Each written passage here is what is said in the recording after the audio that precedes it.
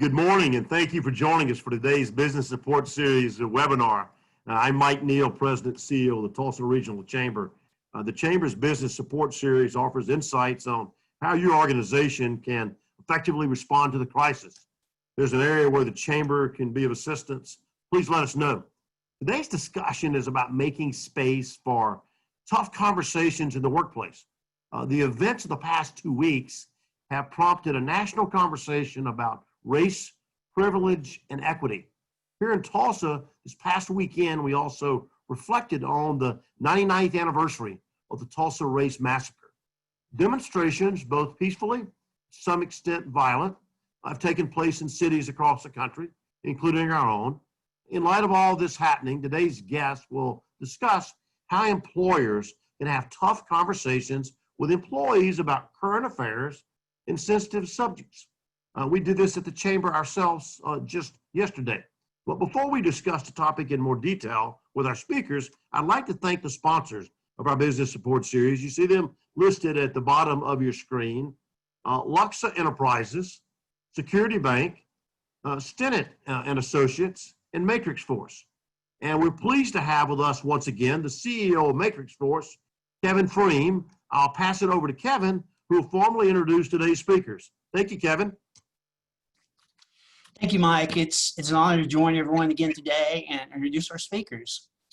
Karl Neumaier is the Chief Operating Officer for Hilti North America and has been instrumental both at Hilti and in our community for transforming workplace conversations around diversity. In partnership with the Chamber, he recently helped lead more than 40 regional community leaders through intense diversity training as part of the Men Advocating Real Change workshop. He's worked for Hilti for almost a decade and serves on the board of directors for Northeast Oklahoma Catholic Charities, Northeast Oklahoma's chapter of the American Red Cross, and is actively involved with the Tulsa Area United Way's Collaborations Committee. Kuma Roberts is the Vice President of Diversity, Equity, and Inclusion for the Tulsa Regional Chamber. Kuma is responsible for driving Chamber diversity and inclusion strategies and leading Mosaic, the Chamber's coalition of companies and nonprofit partners who celebrate diversity, champion equity, and cultivate inclusion for the region. Thank you, Karl and Kuma, for joining us. Please give us an overview of our topic and how tough conversations affect the workplace. Wonderful. I'll start. Welcome, everyone. Thank you all for joining us today. We are so excited to bring this conversation to you all. I'll just say that conversations around race, religion, gender, and class, literally everything that makes us different from each other, are already difficult. But in this polarized atmosphere that we have, the world can feel even more volatile and certainly even more uncertain. Your employees need and absolutely want a space to talk and engage in respectful conversation, have a bit of challenge, and then be vulnerable with each other. Discussions about race, gender, the pandemic, mental illness, isolation are always going to bring about discomfort. And to avoid that feeling, some companies may choose not to even go down that road. But companies that believe in a culture of inclusion know that it's better to be in control of the conversation instead of trying to mitigate the fallout. You can't ban uncomfortable conversations. Because employees are going to have them privately. I know I've had many of them offline on Zoom or around the water cooler, which is even harder to do in Rona times. But I want to share some ways that you all can create some safe spaces for conversations that are civil, that are safe, and most importantly, that are productive. Many organizations talk about creating an inclusive culture, but can fail when they don't revisit or connect that culture to your core values and the inclusion that you wish to cultivate in your organization. Most of us have core values that we include that talk about things like accountability, about positivity, about engagement with each other. And when you can connect those core values to tough conversations, it makes all the difference in the world for your organizational culture. Start conversations like, we wanted to have this conversation because our organization believes in this, and then refer to your core values. Be clear about why the conversation is important to you and to your company. And this is exactly where your organizational culture and your employees' personal belief systems will interconnect. And so make sure that you do that work of connecting those core values to your employees. I would say that if you are upfront in asking for grace and patience with each other during the process, that can also go a very long way. No one wants to be othered or singled out in tough conversations. And when you encourage and develop group norms that provide guidelines for how you and your team engage with each other during these conversations, it can make all the difference in the world. Encourage them to ask hard questions. Provide space for employees who are not as verbal to ask those questions in a safe and confident fashion. Be honest and encourage them to be honest about their feelings and thoughts, and encourage each other in risk-taking by being vulnerable and respecting the privacy of those sharing. Please don't take the conversation shared in that safe space outside of that safe space. And lastly, I think it'd be important that you make safe place for conversations regularly. Don't make it a one-time conversation that's only inspired by extraordinary events or extraordinary times like we're living in right now. When it's a part of your culture, your employees will come to expect these occasions almost all the time, and they will see them as opportunities to listen, to share, and engage with each other. You cannot keep tough conversations from happening, but hopefully those tips will help your organization create brave and safe spaces to foster and nurture a culture of inclusion while increasing your company's capacity to navigate beyond the tough times and on to the brighter future beyond.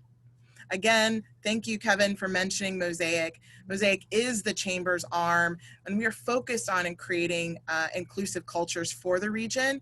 And we invite you to join the 350 plus organizations and nonprofits who are a part of our family. And we foster and have these conversations all the time. One of our partners in that work is Hilti North America and Karl, Neumaier, and Silvia. And right now I'm going to pass this ball on to them and let them talk more specifically about the things that they're doing and the amazing culture at Hilti and how you all can leverage some of their best practices to create tough, safe spaces during tough conversations. Thanks, Karl. Hey, Kuma, thank you very much for those very kind words in your introduction. Joining me today from Hilti North America is Silvia Story. She is our diversity and inclusion officer for Hilti North America. And as soon as Kuma reached out to us and we confirmed our availability, I immediately said, well, we really need to bring in Silvia because Silvia has been at the forefront in our organization and helping us develop our path forward. Like many of you, and as Mike alluded to it in his opening remarks, I sat here in my house in Tulsa, Oklahoma, bewildered throughout the course of the entire weekend. To see such a traumatic and terrible event take place in Minneapolis with George Floyd, followed by a number of very positive, constructive reactions to that in terms of peaceful protests, and unfortunately, then augmented unnecessarily by people taking violent actions that detracted from the messages that were so important to be heard. And as I sat at home on Sunday night, I sat here and actually the word I used was befuddled with my wife because I really was unclear about how I could react. And here I am, a person working for a company that, in my opinion, is rather progressive in terms of our approaches and our policies. And at the forefront of working with organizations like Catalyst in order to help improve our awareness and help to promote positive dialogues. And despite all of my training, I then went to sleep and then I woke up Monday morning still completely unclear about exactly what I could do. The one thing I did know I could do though was try to create an environment for some conversation. So immediately I'd sent off a quick email to here in Tulsa, Oklahoma, somebody who works with Silvia, asking her, hey, what could we do to set up some dialogue sessions for me to meet with people and just give them an opportunity to express their emotions of what was going on. That was validated in my very first two meetings of the morning, starting at 7 a.m. and again at 7:30, where the topics of my 2 half-hour sessions were completely derailed because the people I was meeting with, they wanted to talk about what had happened during the course of the weekend. It reinforced to me that we needed to have some conversations in very short order.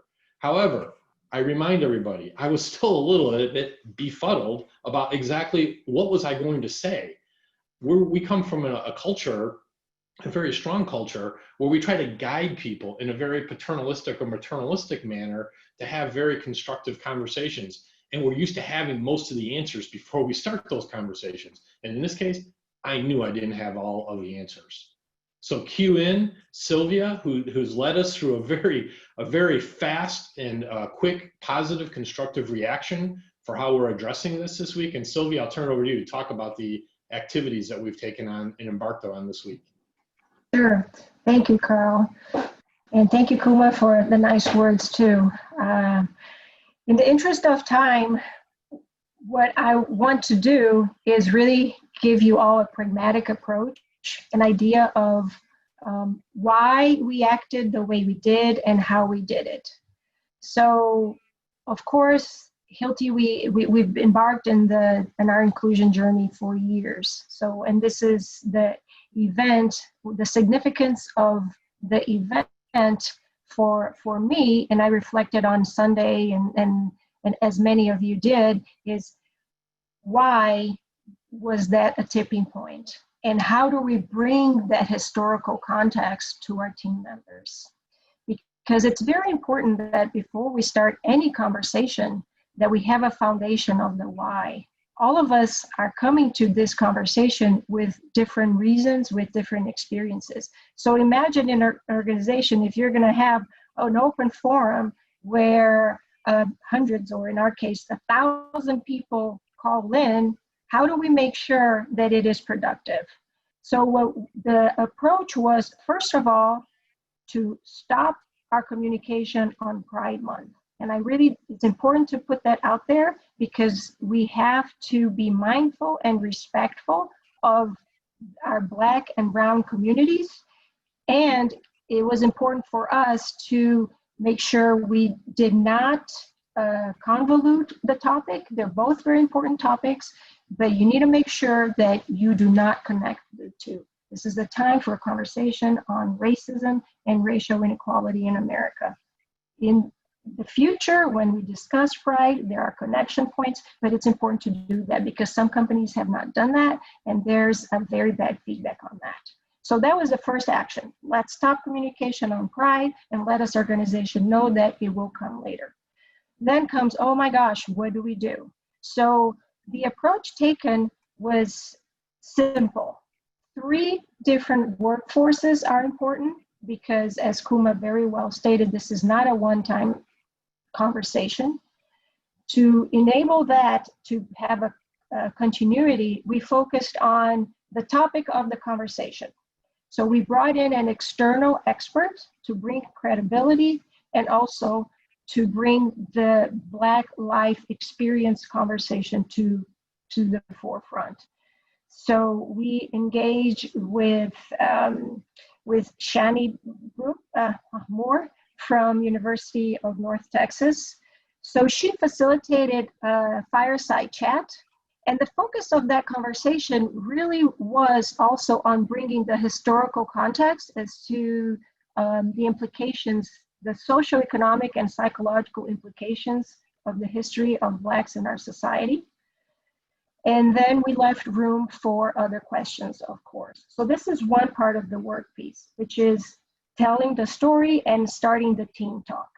The second piece, which is working right now also, is developing talking points, developing the framework for us to replicate this experience that did take place. It was a 1-hour conversation. So what we're gonna do, we have recorded this. So now the expectation is that for team members to further engage in conversations, they need to show up having watched this, because a lot of D&I topics, a lot of historical topics, sociological topics are discussed. Now we're ready to have the conversation and have more dialogue.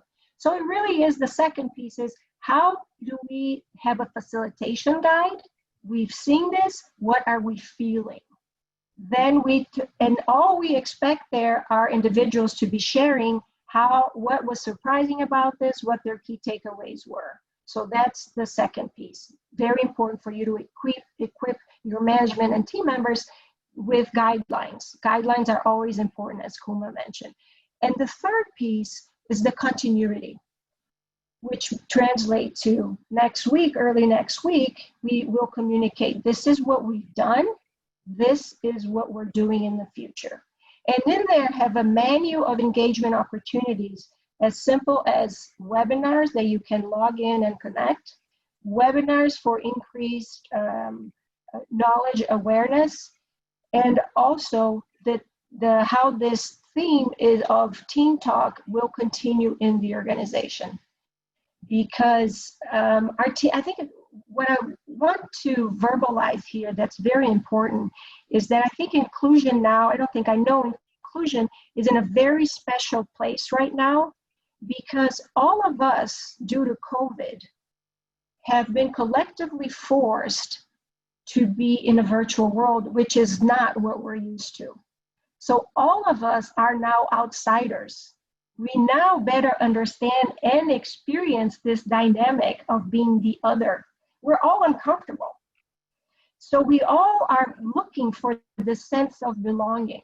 And if you take this on a generational and the concept of work, which Karl brought into the conversation, the younger generation wants to feel connected and build a sense of community. So we really need to have these conversations also, because our employees need to feel that they belong to the company. The only thing that has stayed constant with COVID is our work community, to the ones that are blessed to remain with the job, right? So this work community is a beautiful platform for inclusion that will lead to engagement, that will lead to performance. Because if we don't have this conversation now, this turns into a job. When things go back to normal, whoever pays more is going to get your talent, because this is the time to solidify the community in your organization, all based to your values and your virtues. So it's all connected. And that's the message that I wanted to make sure is understood, is to have the conversation. It's not a one-time conversation. Bring an expert, bring historical context, because many of us have not lived the experience of Black and Brown folks, to better understand what does individual racism means versus organizational racism and institutionalized racism. Once you have that, you equip your leaders to facilitate the conversation, not replicate what the expert said, because that shouldn't be done, because that would be appropriation of that knowledge. And if that individual is not a person of color, cultural appropriation. And then the third step, how do we continue? And really offer a menu to show this commitment and make it a norm, not an exception. And the only thing I would add in closing to what Silvia said so eloquently is we also feel it's super important that we lead from the front, right? So from an executive leadership team, we need to lead from the front. So if people that follow Hilti on LinkedIn, you'll see statements from Martina McIsaac, our region head CEO. You'll see statements from Allison Brayman, our head of HR, and locally for people in Tulsa, you may have seen something that I posted in reinforcement of that also. We think it's really important that all of our team members get this continual reinforcement, as Silvia said, from continuous communication, that this is important to us both externally and internally, and that we are not going to hide from our responsibilities to make sure that we ensure an inclusive workplace. And we want to make sure everybody's on notice that we're going to do that. Yeah, thank you for bringing that up, Karl, because both Martina and Allison were present at that conversation too. Yeah, agreed. Okay, Mike, I'll turn it over to you. I know you wanted to have some time for Q&A, and I know we've taken quite a bit of time already. Oh, no problem, Karl. Well, thank you so much, Silvia, Kuma, and Karl, for doing a great job and really setting the stage and really framing this conversation so very well. A couple of quick questions, and I'm going to toss to Kevin in about 5 minutes. First question is, what factors inform the frequency as well as length of these various that we should be having with our employees? Yeah, I can start with that, and then I'm sure Sylvia and Karl can add to that. I think, like Sylvia mentioned, the frequency is regularly, and it needs to be just a part of the fabric of your organizational culture. So, how often you have them can impact how long they are or the duration of those meetings. We had an hour yesterday internally, Mike, and that was fabulous, but we could have gone on for hours and hours and hours. So I think making space to have those conversations on a more routine basis, to come back and to follow up, would be really important for making sure that people have that connection and feel included, and that they start to expect that these conversations aren't going anywhere, and we're going to have them at work, and they will begin to look forward to them the more often that we have them. Great. Karl, Yeah. Sylvia, anything to add to that? I'll defer to Sylvia. She's done a lot of research in this area. What I would add, Kuma is absolutely perfect in what she said, but I would like to add that being respectful to your culture is the key. That's why there's not one answer. In Hilti's culture, the expectation is that we have one overall communication, because that's any topic. And now the frequency and cadence at lower levels for the intimate conversations, that is led by the local leaders. And that's our culture. It might not work everywhere. So the answer is it needs to fit your culture, because it has to be authentic. If it's not authentic, it's a waste of time. Yeah. Thank you, Sylvia. Thank you, Kuma. Next question. How do you get a conversation back on track in case it might veer into a negative area or something maybe that someone would perceive as a little unproductive? How do you help try to steer that? I think I'll start with that, and then I'm going to defer to the experts, Sylvia and Kuma. We'll see how I do. In a very brief way, I think we all aspire to make the world a better place. And at least for me and my personal experiences, what I try to do is respect and understand where the person is coming from. The context of their experiences makes up how they perceive reality. Whether you think it's a wrong or right interpretation really doesn't matter. But what we can all usually aspire to is what is the vision or what is the end goal of what we're trying to achieve, which is in a country where we can all, or a world where we can all be who we are and also contribute in a meaningful way. And by the way, reap the rewards of that, including just positive recognition of who I am as an individual.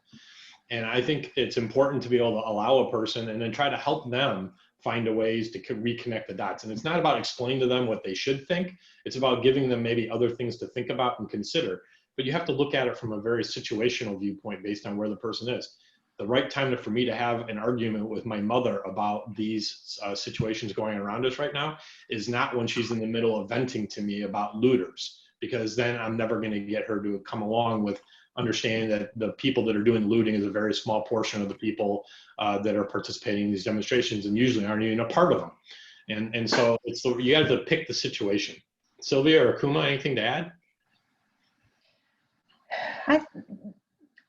What I'm hearing in the question is also how do I make sure that I'm equipped to address things that maybe I didn't anticipate would come up. Oh my gosh, this topic came up. And my advice is always to go back to your corporate values, to throw back the question. Something came out of the blue, you don't know what to do. Say, does that impact courage?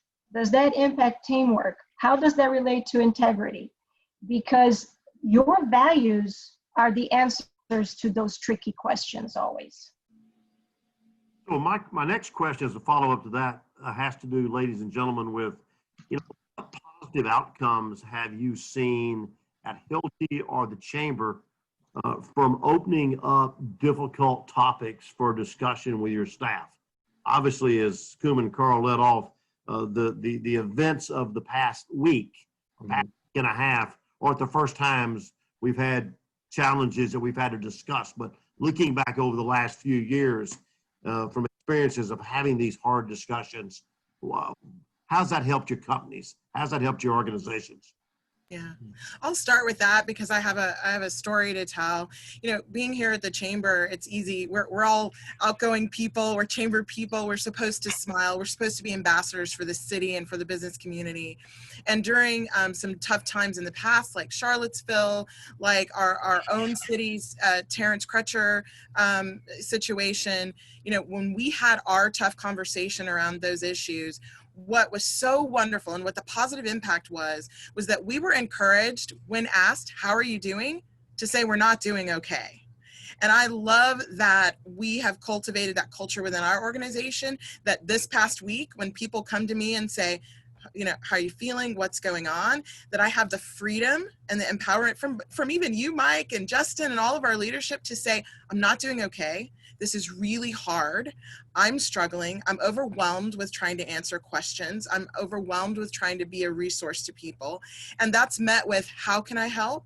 What can I do? Let's have a conversation about it. And so that is one positive outcome that I've experienced. And I certainly, you know, would defer to Sylvia and Karl about that culture that they've cultivated within Hilti about that. I'd say we got 30 seconds for a response. Sylvia, go ahead. What is the only thing to add, Kuma, you said it all. It's to reinforce the culture that we want. So the biggest benefit is that this is not talk, this is action. So for us, we had almost 1,000 people attend, and the feedback is so nice that this took place. I feel heard, I feel seen, and that's what we want. Thank you, Kuma. Thank you, Sylvia. I have 3 minutes remaining. I'll toss to my good friend Kevin Freem, who will ask our final question. Kevin. Thank you, Mike. Hey, Karl, thank you again. How does these conversations impact your leadership style? That's a great question. And I'll tell you, it has impacted me quite a bit over the years, right? I don't want to be late. In the interest of time, I can't give you my whole life history for sure. But, you know, all of us are made up of our life experiences, you know, from childhood up through our adulthood, our professional career, our personal family lives, et cetera. And the way that these things have impacted me in a leadership role is it has become much more clear to me that as I think about how I best enable my team and best engage everybody to get the best out of everybody, I have to make sure I operate with very inclusive behaviors. I have to make sure that I invite the silent people in the room, as an example, going back to something Kuma said, to participate in a very real and active way. And I have to create space and time. It's easy for us to become very used to people that are like us, that communicate like us, look like us, talk like us, etc. It's much more difficult to do something else. And that's where I try to really spend my time, is focusing and changing my behaviors in order to allow those other areas to have voices that maybe in the previous times weren't able to be as vocal as maybe they could have been. Thank you, Karl. Sylvia? I believe that these conversations and these times have highlighted the importance of being inclusive simply by listening. Because unless you are a Black or brown person, to share life experiences and add to the conversation, you first need to listen and accept those experiences before adding. And I think that's a very important trait in an inclusive leader. Kuma? I'll just add that it really allows you to cut through all the crap, right? It allows you to get to the heart of an individual. It allows you to be vulnerable. And I'm someone who, you know, as much as I love chamber work, I really don't do small talk. I really want to know how people are doing, how they're feeling. And so from a standpoint for me, it's been incredible to know that leaders across the community, across our community, are being vulnerable, are asking me hard questions, are wanting and reaching out, asking. And so it's made me more of a leader to step into that role and be the resource and allow them to kind of lean on. Now, I don't want to get into conversations around that being the burden of Black and brown people to do that. That's a whole nother story, and that's a real thing. But I think it's allowed vulnerability to take a part and its rightful role in being a leader. And that should always be a piece that is valuable to creating an inclusive culture. Kuma, Sylvia, Karl, thank you all so much. Kevin, thank you for being with us today. Our Chamber Board of Directors has called a special meeting for next Thursday to delve into this issue in a much more in-depth issue with 85 business leaders from across our community. So looking forward to that. Again, I want to thank Luxa Enterprises, Security Bank, Stinnett & Associates, and Matrix Force for their support of this series. They're outstanding sponsors. Anyone who came in late, called in by phone, or would like to share this webinar, a recording will be posted on the Chamber's website later today. Please feel free to share it with any of your staff colleagues or cohorts. And finally, we will host a Oklahoma State Senator Kim David and Oklahoma State Representative Jonathan Eccles for a virtual legislative briefing breakfast next Friday, June the 12th at 9 a.m. Those two majority leaders, floor leaders will offer their thoughts as to the recap of this past historic legislative session, as well as provide feedback and our outlook on what they think will be what we'll have at the Capitol, challenges we'll have and issues we'll have at the state Capitol next year following this pandemic. Please note to register for any of those events at tulsachamber.com/events. And likewise, please do not hesitate to reach out to Kuma, reach out to me, reach out to any member of our chamber staff team if we can be of assistance to you on this topic or any other issues that your businesses are faced with and challenged. Thank you all again for joining us. Thank you to our speakers. Have a great day, great rest of the week, and hope everybody has a extraordinary weekend as well. So thank you so much.